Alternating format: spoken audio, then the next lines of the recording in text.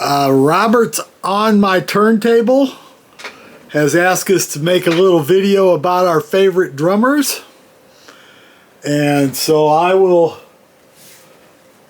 go through and talk about some of my favorite drummers as an old Grateful Dead head. You got to start off with the Grateful Dead. This is probably not their best drumming album, but I had a copy right here and it's got a great little cover. And I don't know what my camera's doing because it's going crazy, but we'll pull it out here. This is a live record from Warfield in 1980. I don't know if I went to one of those shows or not. I went to a lot of Grateful Dead shows, but Mickey Hart and Billy Kreutzmann, the drum duo to beat. If you like drummers, they're a little different than most, but as an old Deadhead, I love them a lot. Can't have enough. 1969, I saw the Grateful Dead for the first time, and I saw them as often as I could. Right up until the summer of '95 was the last time I saw them, and then Jerry died. Okay. In October of '69, I saw another one of my favorite drummers for the first time. That's Danny Mim. Danny Mim.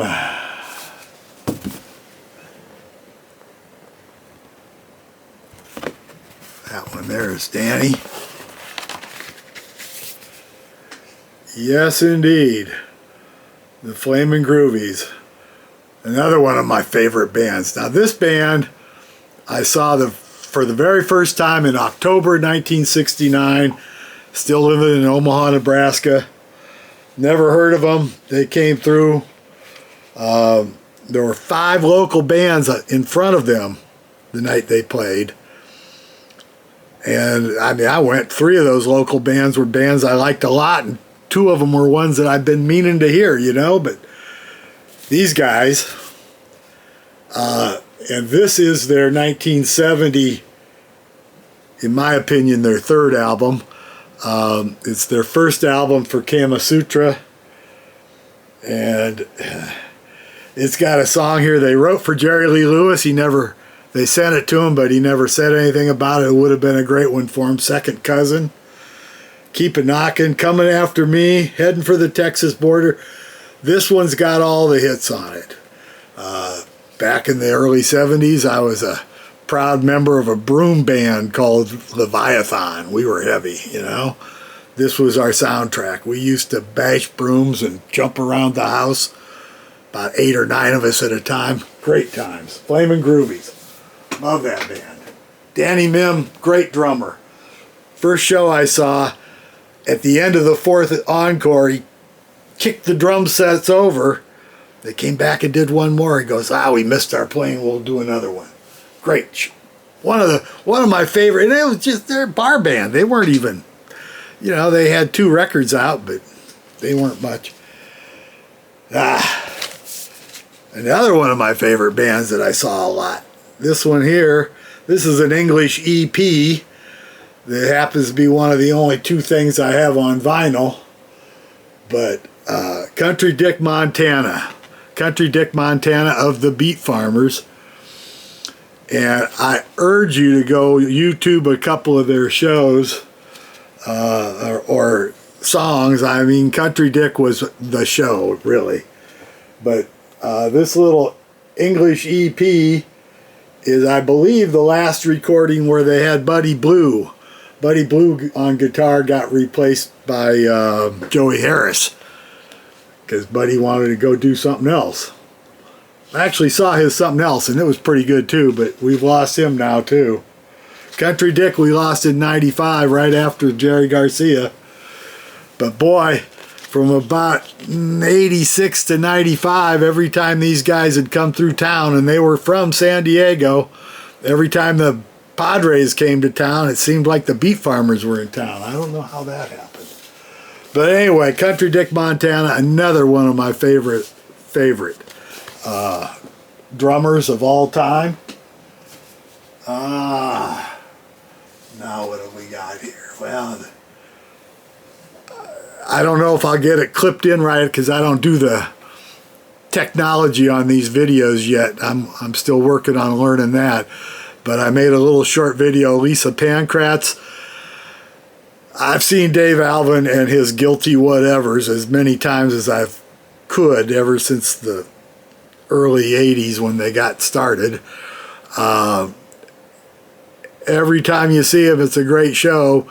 But when the Guilty Women got together, after his longtime padre Chris, he died, and basically Dave broke up the band and put together a one-shot all-girls band. They were only going to play Hardly Strictly Bluegrass. It was just a one-off show. That was one of the few times I've actually made it to Hardly Strictly Bluegrass. It's a great event, but it's a lot of work for us old farts. But I got to that one, and it was just great. And they had such fun doing it that they came back and made an album, Dave Alvin and the Guilty Women, and then they did another tour. And I was hoping that band would be around a while, but it was made up of a lot of stars, a lot of people that had other things to do besides that band. So, and then Amy Ferris, and God, she was good. She was such a great fiddle player. Amy Ferris passed away, so that band hasn't been back. But the newest Dave Alvin band for the last 5 or 6 years now, I guess, is Dave Alvin and the Guilty Men, the Guilty Ones. God, gotta keep these straight. And the Guilty Ones is Lisa Pankratz on drums and her husband Brad Fordham on bass. A guy named Chris, I know his name, but I can't remember it right now, is on fancy guitar, and then Dave singing and playing his ass off every night. I wish he was back on the road. Now, one more favorite drummer that we got, because, you know, we got to have a bunch of favorite drummers, and this guy is a special place in my heart because he is my nephew. But he's also a real good drummer, so, and I'm going to show a couple of their albums. The Faint, let's see, hold it back. This is their Dance Macabre special super duper deluxe 2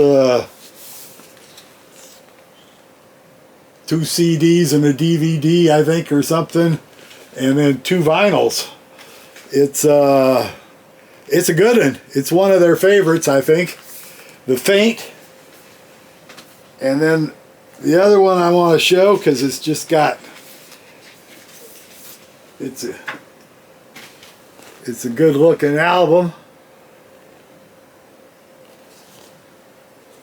is Capsule, which is their greatest hits, or what they consider their greatest hits. The Faint from 1999 to 2016. If you don't have any Faint, pick this one up. You'll end up going back and getting all the rest of them too, probably, but they're a hell of a dance band, and their drumming is wonderful.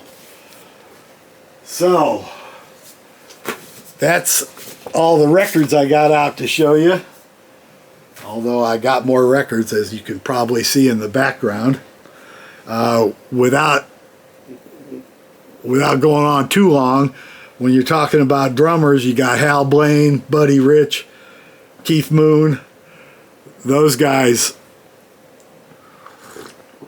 I am fortunate enough to have seen all 3 of those drummers, and boy oh boy, they're all real good. Hal Blaine doesn't drum very often, but God, I don't know when that was, 90, 85, 92, a long time ago. I'm thinking it's 83 something, maybe. Who was it? Dwayne Eddy. Dwayne Eddy played at the, whatever it was called, the bar up in Berkeley by the campus. I went, a bunch of our friends went. Sax player Steve Douglas on sax, and Hal Blaine was on drums. It was a hell of a show. Plus, one of my friends met his wife there, but that's another thing. Buddy Rich, I got to see Buddy Rich in all his glory. He opened for the Grateful Dead at Winterland, or Fillmore West, or someplace, back in 1970, because he passed away since then, but he was one hell of a drummer. I got to see Miles Davis because he opened up for the Grateful Dead. Couple of shows I probably wouldn't have seen, except they were opening for the Dead, and I go, yeah, I'll take a look. What other drummers? Bill Bateman of the Blasters, DJ Bonebreak of the X. Another couple of great drummers. Anyway, I'll see if I can screw this video up and post it. This is my contest entry for On Robert's Turntables contest about drummers. Bye-bye.